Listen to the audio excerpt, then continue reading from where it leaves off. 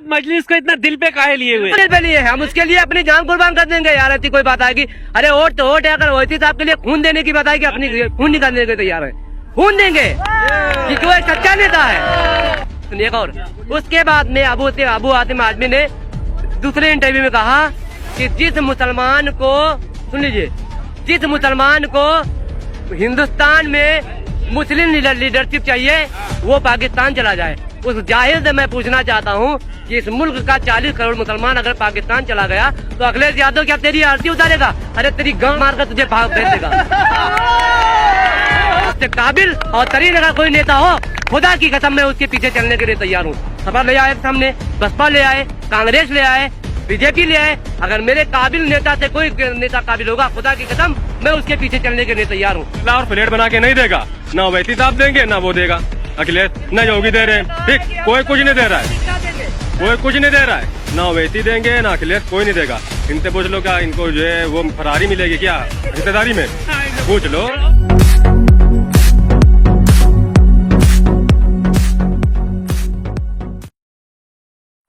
हमारी गिनती तो हो जाएगी, वोट तुम्हारा गिना जाएगा नहीं गिना जाएगा, वोट गिना जाएगा नहीं, हमें अपनी अक्सरियत दिखानी है। हमको अपनी अक्सरियत दिखानी है। मैं आपसे दावे के साथ कहता हूँ, गौरव कुमार रावत अभी एक साहब ने मुझसे वहाँ पर कहा कि अगर जो है 2022 का चुनाव होगा तो हम तुमको वोट डालने नहीं देंगे, हमारी सरकार आ जाएगी तो तुमको अंदर करवा देंगे। मेरे ऊपर इस वक्त कम से कम 18 से 20 कमेंट मेरे व्हाट्सएप पर पड़े हुए हैं। कोई मेरी माँ की गाली देता है, कोई मेरी बहन की गाली देता है, कोई मेरी बेटी की गाली देता है। खुदा की कसम मेरी अभी शादी भी नहीं हुई, लेकिन इन जाहिलों को कौन समझाए? कोई माँ की गाली देता है, कोई बहन। अरे जो पार्टी मैदान में चुनाव लड़ने के लिए आई वो गाली दो, कुछ भी कहो, वो चुनाव लड़ेगी। तो आप मजलिस को इतना दिल पे काहे लिए हुए? बिल्कुल दिल पे लिए हम उसके लिए अपनी जान कुर्बान कर देंगे यार। ऐसी कोई बात आएगी? अरे वोट तो वोट है, अगर ओवैसी साहब के लिए खून देने की बात आएगी अपनी खून निकालने के तैयार है, खून देंगे क्योंकि वो एक सच्चा नेता है। वो बाबा साहब भीमराव अंबेडकर के सिद्धांतों पर चलने वाला नेता है। उसने पार्लियामेंट के अंदर, अगर 100 कुछ पार्लियामेंट में सांसद हैं, किसी के अंदर जुर्रत नहीं थी जय भीम का नारा लगाने की। मेरे लीडर ने खड़े होकर लोकसभा के अंदर जय भीम और जय भीम का नारा लगाया। 100 कुछ सांसद है, पूछो किसी ने आज तक लगाया? जब से देश आजाद हुआ आपसे देश से आज तक किसी सांसद ने, किसी पार्टी के, बीजेपी जो अपने आप को इतनी सेकुलर पार्टी कहती है, कांग्रेस जो इतनी आप लोग सेकुलर पार्टी कहती है, जो उसमें कम से कम इस वक्त हमको लगता है 70 या 80 विधायक सांसद होंगे दलित समाज से, लेकिन आज तक किसी ने जय भीम का नारा नहीं लगाया। मेरे कायद ने लगाया क्योंकि उसे पता है कि अगर कोई सच्चा नेता था तो बाबा साहब भीमराव अम्बेडकर थे, और उसके बाद अगर कोई सच्चा नेता हिंदुस्तान के अंदर है तो उसका नाम भारत रत्न सांसद रत्न बैरिस्टर असदुद्दीन ओवैसी साहब है। उससे काबिल और तरीन अगर कोई नेता हो, खुदा की कसम मैं उसके पीछे चलने के लिए तैयार हूँ। सपा ले आए सामने, बसपा ले आए, कांग्रेस ले आए, बीजेपी ले आए, अगर मेरे काबिल नेता से कोई नेता काबिल होगा, खुदा की कसम मैं उसके पीछे चलने के लिए तैयार हूँ। 500 तो कहाँ है? डिग्री है उनके पास? कहाँ है डिग्री? कहाँ है डिग्री? दिखाओ ना भैया। कोर्ट में आई विटनेस मांगा जाता है, मांगा जाता नहीं? पढ़े लिखे होने की डिग्री अमित शाह ने भी दिखाई है और मोदी जी ने भी दिखाई है, सबको पता है। तो फिर आप उनके साथ जाइए, आप उनके साथ क्यों नहीं जाते? अमित शाह और मोदी जी के साथ। सबको पता है कि घोटालेबाजी हुई है, वो सब जानते हैं, सबको पता है, पूरा देश जानता है कि घोटालेबाजी हुई है। वो सबको पता है कि किसके पास ओरिजिनल डिग्री है, किसके पास लोकल डिग्री है। बिल्कुल एक ही लीडर ऐसा है, आज से 40 साल पहले लीडर था, उसका नाम था सांसद रत्न बाबा साहब भीमराव अम्बेडकर, जिसने इस देश के हिंदू संविधान को लिखा। इन जालिमों से पूछो, इन जाहिलों से, उन सपा बसपा कांग्रेस के जाहिलों से पूछो, उन जाहिलों से पूछो। आपको नहीं कह, इनको नहीं कह रहा हूँ मैं, इनको नहीं, उनको कह रहा हूँ मैं, उनको कह रहा हूँ मैं। बीजेपी वाले नहीं अभी ऐसी मतलब हम अभी आरोपी लग रहे थे, अब देखो आपके पड़ोसी कह रहे हैं कि बीजेपी वाले। नहीं बात सही बिल्कुल कर रहा है लड़का, बात बिल्कुल सही कर रहा है। अवैसी है, नेता बढ़िया है, और अगर कैंडिडेट, हाँ नहीं गलत, वोट कटवा तो सिर्फ मुसलमान को कहा जाता है। पौवा पर तुम्हारा वोट, हमारा झुआ तुम्हारा पौवा, तुम वोट कटवाओ कि हम वोट कटवाएं? भाई मेरे पास 12 भाई हैं, तुम्हारे पास 3 भाई हैं, तो हिस्सेदारी मुझे ज्यादा मिलेगी तो तुमको ज्यादा मिलेगी। किसको? तुम्हारे भाई भी तो उनके साथ बैठे हुए हैं, भाई कुछ होते हैं जिनको आप चुनते हो वो उधर बैठते हैं, वो कहते हैं हमारी पार्टी है। वो अभी मैंने आपको वहाँ बताया था ना, तोता, एक पहाड़ी तोता होता है। क्या करोगे ऐसे तोतों का फिर? तो तोतों के हम नहीं लेंगे, तोते उधर ही रहे, क्योंकि उनकी गद वही होगी जो बिहार में साबुद्दीन की हुई, उनकी गद वही होगी जो आजम खां की हुई, उनकी गद वही होगी जो मुख्तार की हुई, उनकी गद वही होगी जो अतीक अहमद की हुई। इन सब का और एक बात और, एक साहब अभी आए थे महाराष्ट्र से चलकर, अल्लाह करे वो जिंदगी बाखैर रखे उनको। इस बार हम महाराष्ट्र में मजा दिखाएंगे, असेंबली का जब चुनाव होगा तो उनको बताएंगे। यहाँ पर सभी मुसलमान भाइयों गौर से सुनना, जिस बात को मैं कहने जा रहा हूँ अभी तक इस मीडिया को किसी ने नहीं बताया, किसी मीडिया में किसी ने नहीं दिखाया होगा। आजमगढ़ में एक शख्स आया था, मैं तो समझता था कि वो मुसलमान है, लेकिन वो निकला असल में नाथूराम गोडसे अबू आसिम आजमी। मैं उसे मुसलमान समझता था, लेकिन वो नाथूराम की औलाद निकला।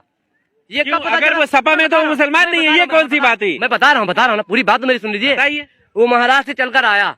महाराष्ट्र में जब लोग विधानसभा के चुनाव हो रहे थे तो मुसलमानों की अक्सरियत विधानसभा के अंदर, अभी कोई जानता नहीं होगा, यूट्यूब में होता कुछ लोगों ने देखा हो, विधानसभा का चुनाव चल रहा था। वहां पर महाराष्ट्र में अबू आसिम आजमी को कोई टिकट देने के लिए सही से तैयार नहीं था, कोई जिताने के लिए तैयार नहीं था जिस विधानसभा से थे। मेरे कायद ने अपने स्टेज पर खड़े होकर कहा कि मुसलमानों की अक्सरियत विधानसभा में महाराष्ट्र से कम हो रही है, इसलिए अबू आसिम आजमी को मुसलमानों वोट दो। मेरे कायद ने कहा था, जबकि मैं चाहता तो अपना कैंडिडेट वहां उतार सकता था अबू आसिम आजमी के खिलाफ, लेकिन मैंने कैंडिडेट को नहीं उतारा, इसलिए कि मैं समझता था कि ये मेरा मुस्लिम भाई है और ये जीत कर जाएगा तो मुसलमानों के जो है मुसलमानों के हक की आवाज को बुलंद करेगा। लेकिन जीतने के बाद में क्या हुआ, वो जाकर शिवसेना की गोद में बैठ गया। उसके बाद जो बिहार उत्तर प्रदेश आता है और आजमगढ़ जाता है तो कहता है कि जो मुसलमान, बहुत गौर से सुनना मेरी बात को, और जाकर सपा के विधायकों से पूछना कि आजम कहाँ उसके कि कहा था या नहीं कहा था, डंके की चोट पर मैं कह रहा हूँ।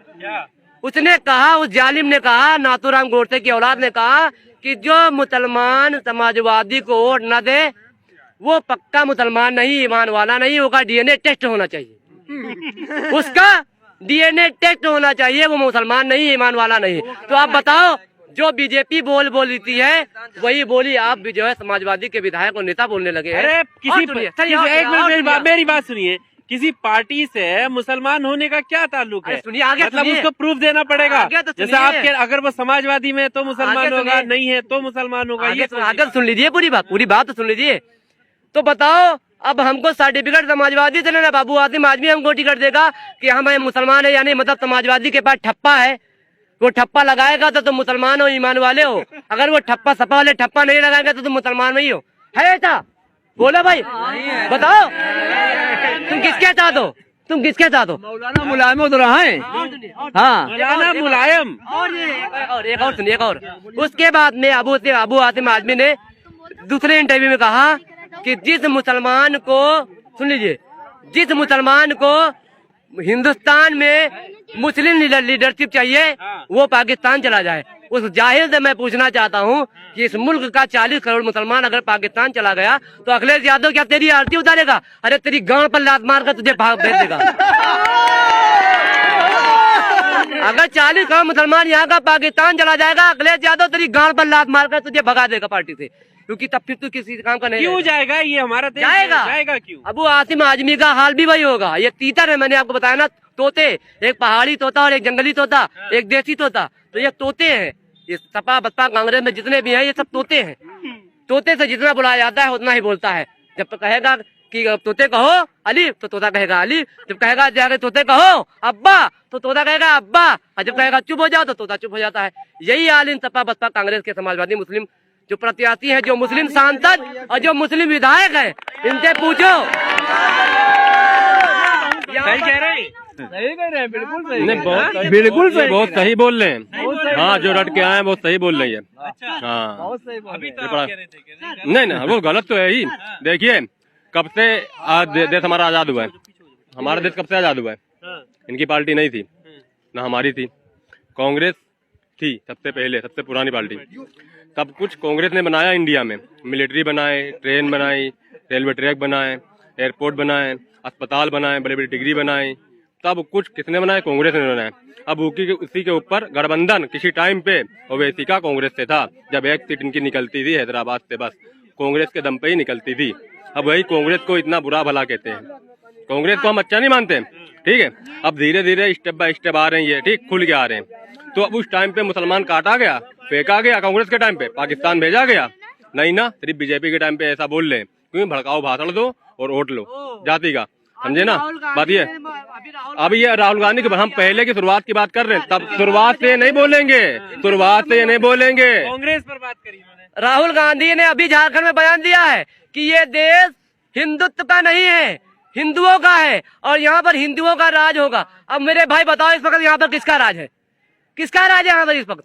अभी राहुल गांधी ने बयान दिया है झारखंड में, वो हमारे मुस्लिम लोग के यहाँ पे कोई बात नहीं है, ये गलत बोल रहे हैं। हमारे मुस्लिम लोग की कोई बात ही नहीं है, कोई बात नहीं यहाँ पे। वो हिंदुत्व और हिंदू की परिभाषा समझा रहे थे।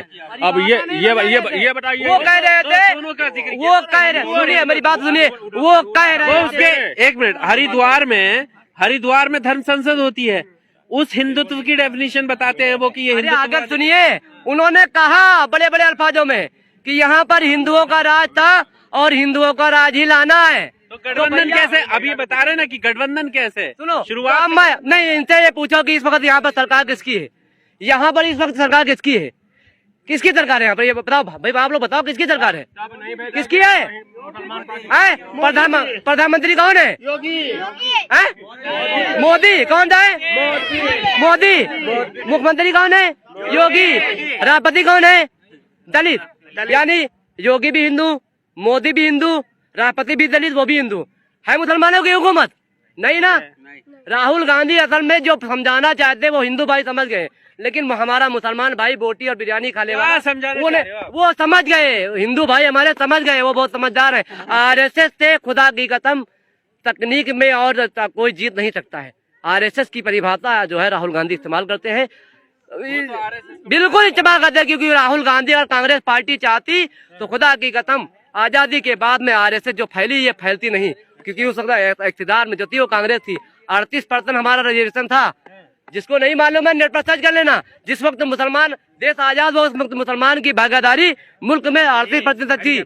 आजादी के बाद से अगर किसी ने हमारा रिजर्वेशन खाया है और उसको खत्म करने का काम किया तो इस कांग्रेस पार्टी ने किया है। ऊपर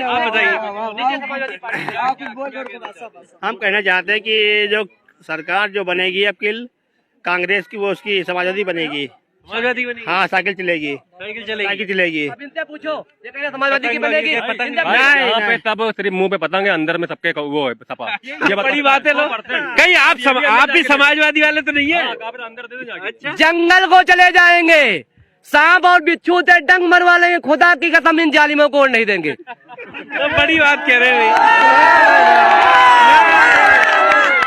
आने वाली अपनी नस्लों से पता कर जाएंगे कि कुछ भी हो जाए, आधी रोटी खाना, नहीं खाना, पानी पीकर गुजारा करना, जैसे हमारे बाबा और दादा ने किया है आजादी के वक्त। लेकिन कमीनों और जालिमों को वोट नहीं देना। अपनी औलादों को आने वाली पता कर जाएंगे अगर जिंदा रहे। दुश्मनी कैसे है? दुश्मनी है यहाँ पर, हक और हुकूक की दुश्मनी है यहाँ पर। हमारे लिए इन जालिमों ने 75 सालों में जो हमारा हस्र हालात किए हैं, उन माओ की, उन बहनों को चीखें आज भी चीख के करती हैं कि हमें इंसाफ नहीं मिला। मुजफ्फरनगर में जो दंगा हुआ, उन माँ और बहनों से पूछो, उन भाइयों से पूछो। मुजफ्फरनगर का दंगा गिनवाती है सपा की सरकार। पूछो इनसे। जरा हमारे भाई से पूछो। सपा की सरकार क्यों नहीं आएगी? यहाँ आएगी। 10 तारीख को देखना, सपा की सरकार ही आएगी। सपा की सरकार 10 तारीख को आएगी। 10 तारीख के बाद इनसे मिलेंगे, तुम कहाँ भाग के जाओगे? हाँ, ये बता रहे जंगल जाएंगे यहाँ से। पूछो, ये कह रहे सपा की सरकार है कि इनसे पूछो इनको क्या मिलेगा? क्या मिलेगा? हमको क्या मिलेगा? अभी नहीं मिल रहा, जैसे अभी नहीं मिले कुछ हिसाब नहीं मिल रहा, वैसे तो बाद में नहीं मिलेगा। क्या पता, जैसे हम जी रहे साथ ही जियेंगे। रोज हमें बंगला और फ्लैट बना के नहीं देगा, ना ओवैसी साहब देंगे ना वो देगा अखिलेश, ना योगी दे रहे हैं। ठीक, कोई कुछ नहीं दे रहा है, कोई कुछ नहीं दे रहा है, ना ओवैसी देंगे ना अखिलेश, कोई नहीं देगा। इनसे पूछ लो क्या इनको जो है वो फरारी मिलेगी क्या हिस्सेदारी में? पूछ लो। और लोगों से बात कर लेते हैं, कुछ और लोगों से बात करें।